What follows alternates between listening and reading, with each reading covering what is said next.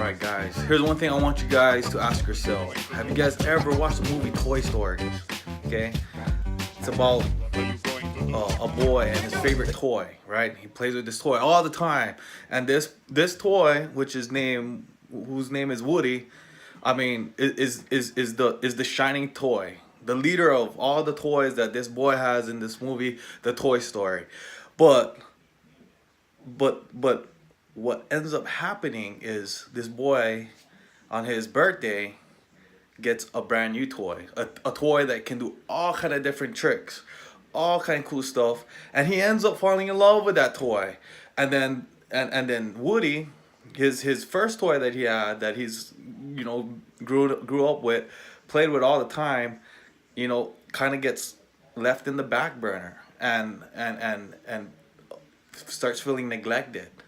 So if you guys watched that movie before, like I did, yes, as a kid and even as an adult, I kind of can tie the two situations together, where you're having a quarterback that held your team and brought you to the national championships twice, and then here comes little Buzz Lightyear flying all the way from Hawaii in Tuscaloosa and pretty much stealing the limelight. Anyways, I want to go ahead and start this video, and today we're going to be talking about Jalen Hurts and Tua Tagovailoa, the topic of discussion in college football, besides all the other controversial scandals, lawsuits, whatever. This one pretty much had been the foundation of the topic of discussion for the 2018-19 season for college football. So I'm going to be breaking it down for you guys. I'm going to be answering questions that I ask myself, that some of you guys might be asking yourself as well, and I'm going to give you guys my feedback and my opinion. So anyways, if it's your first time on my channel, my name is Lou. Welcome to LouTube, and this is my reaction review video on Alabama's quarterback controversy. So I know, it's a hot topic in college football, and I really wanted to touch up on this. And it's a story that I've been following pretty much the whole summer break, even in springtime. And basically, I do have a lot of questions about what's going on, and I wanted to share with you guys. And the first things first is, is it fair for Tua to start over Jaylen after all that Jaylen had done for Alabama the past 2 years, which is a lot? He carried the team on his shoulders. He played disciplined. He was a team player. He laid it down. And at the end of the day, it's kind of hard, because you bring, again, like a Buzz Lightyear here in Tuscaloosa that kind of ain't familiar. They're not really familiar with that type of quarterback, where just air striking all day and can run as well. But is it fair? I guess that would be the number one question. My answer to that question would basically be this. To me, to make this a fair decision, it would have to come down by their performances. To me, that's as fair as you can get. You go out there and you're gonna have to show the team, show your coaches, even in life, if you're working in your career, you're gonna have to show your boss that you can produce, produce out there. And if Tua is named the starter, it's because he outperformed Jalen Hurts. From what the sources are saying, is that Tua's he's been proving himself day in, day out, and he doesn't give the coaches and the players that opportunity or option to even just think that he's underperformed. Jalen, on the other hand, we've been seeing him starting to decrease in his performance. A lot of it has to do with switching up his styles.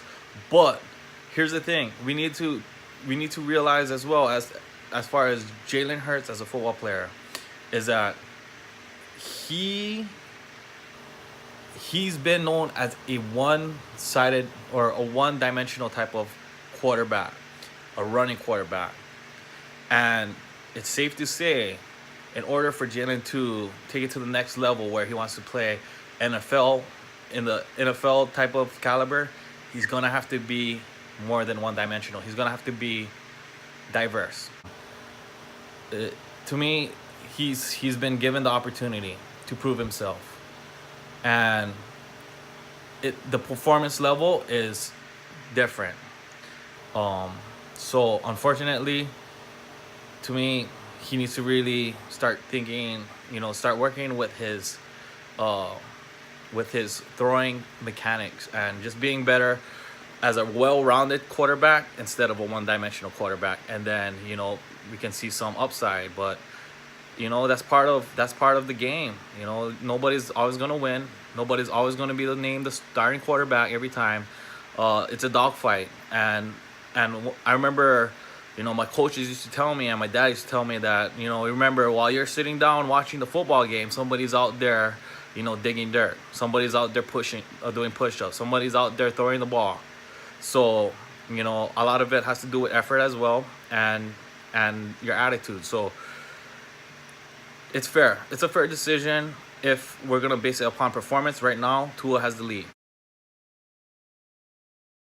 The real controversy is what happened. Like, Jalen Hurts looks totally different. I mean, even physically, of course, he doesn't have his dreads anymore, but as a player, he looks lost. He looks not confident. He looks down. I mean, he doesn't look as enthusiastic. I mean, he really wasn't really.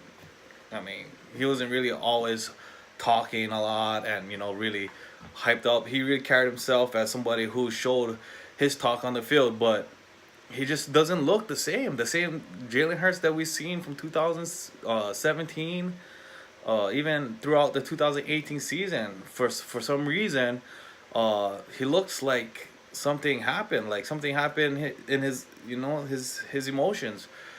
So to me, what really needs to happen, as far as just the team in general, to really kind of bring everything together is I believe that it should be addressed that Jalen's still part of the team, so we're gonna carry him as a brother, and want to look out for the best for him.